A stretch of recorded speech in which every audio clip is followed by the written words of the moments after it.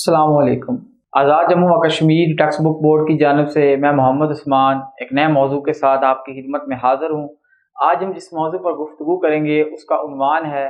1965 کی پاک بھارت جنگ کے اسباب اور اہم واقعات پر روشنی ڈالیں۔ ہمارا یہ موضوع بھی جماعت اشتم کے باب نمبر 6 سے لیا گیا ہے۔ عزیز طلباء و طالبات، 1965 کے اندر انڈیا اور پاکستان کی ایک تاریخی جنگ ہوتی ہے جس کو پاک بھارت 1965 کی جنگ کہا جاتا ہے۔ ظاہر ہے اس کے پیچھے بھی کچھ محرکات تھے، کچھ وجوہات تھے جس کی وجہ سے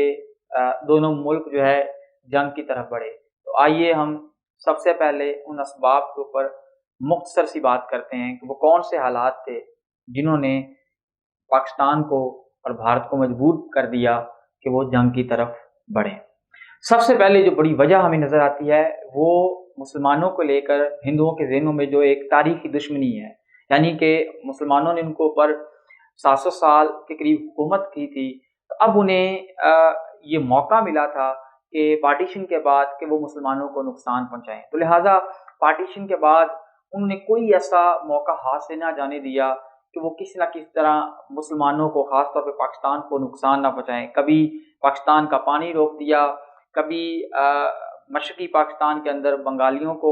مسلمانوں کے خلاف یا مغربی پاکستان والوں کے خلاف بھڑکانا شروع کر دیا، کبھی وہاں پہ علیحدگی پسند تحریکوں کو جو ہے وہ موٹیویٹ کرنا شروع کر دیا۔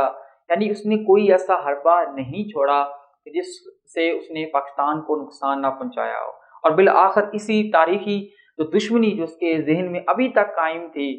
اور ختم نہیں ہوئی تھی پارٹیشن کے باوجود بھی، تو یہ 65 کی جنگ بھی اسی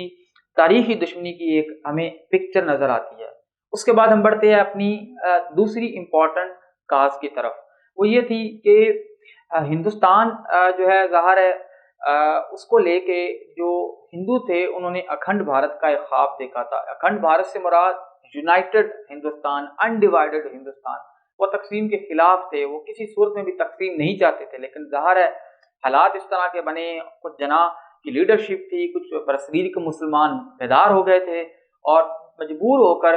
برٹش کو بھی یہاں تقسیم کر کے جانا پڑی، لیکن ہندوؤں نے اس تقسیم کو دل سے قبول نہیں کیا تھا۔ وہ چاہتے تھے کسی طرح پاکستان کمزور ہو اور وہ دوبارہ سے پاکستان کو اپنے ساتھ شامل کر کے اپنا اکھنڈ بھارت کا منصوبہ جو ہے اس پہ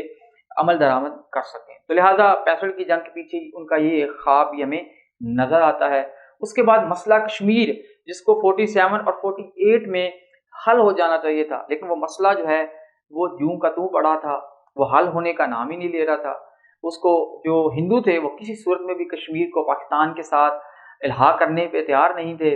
اور بالآخر کیا ہوا کہ جب ان کو یہ نظر آیا کہ پاکستان جو ہے وہ کشمیر کو سپورٹ کر رہا ہے، وہاں پہ علیحدگی پسند تحریکوں کو ہوا دے رہا ہے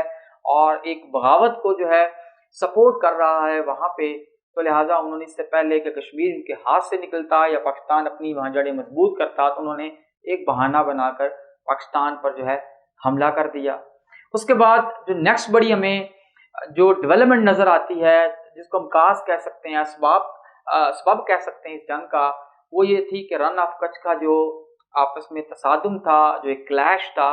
وہ بھی بڑی اہمیت کا حامل ہے، اور اس جو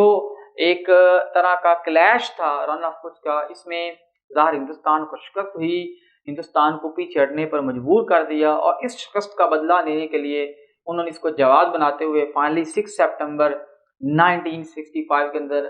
جو ہے لاہور پر حملہ کر دیا۔ تو اس طرح 1965 کی جو وار تھی اس کا آغاز ہوا۔ اب اگر ہم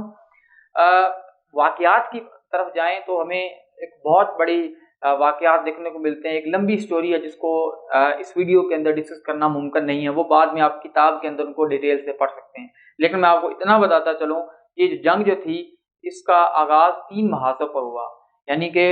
سیالکوٹ کا محاذ، واگا بارڈر کا محاذ اور قصور کا محاذ۔ ان تینوں اطراف سے انہوں نے حملہ کیا، لیکن ہماری فوجوں نے ڈٹ کر مقابلہ کیا اور ان کو مجبور کر دیا گھٹنے ٹیکنے پر۔ جب ان کی یہ زمینی محاذ ان کے کام نہ آ سکے، پھر انہوں نے فضائی طور پہ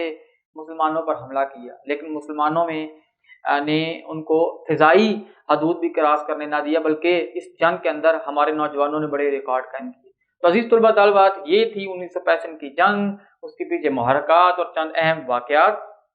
اس کے ساتھ ہی ہمارا یہ موضوع اپنے اختتام کو پہنچتا ہے۔ بہت جلد ایک نئے موضوع کے ساتھ آپ کی خدمت میں حاضر ہوں گے، تب تک کے لیے اللہ حافظ۔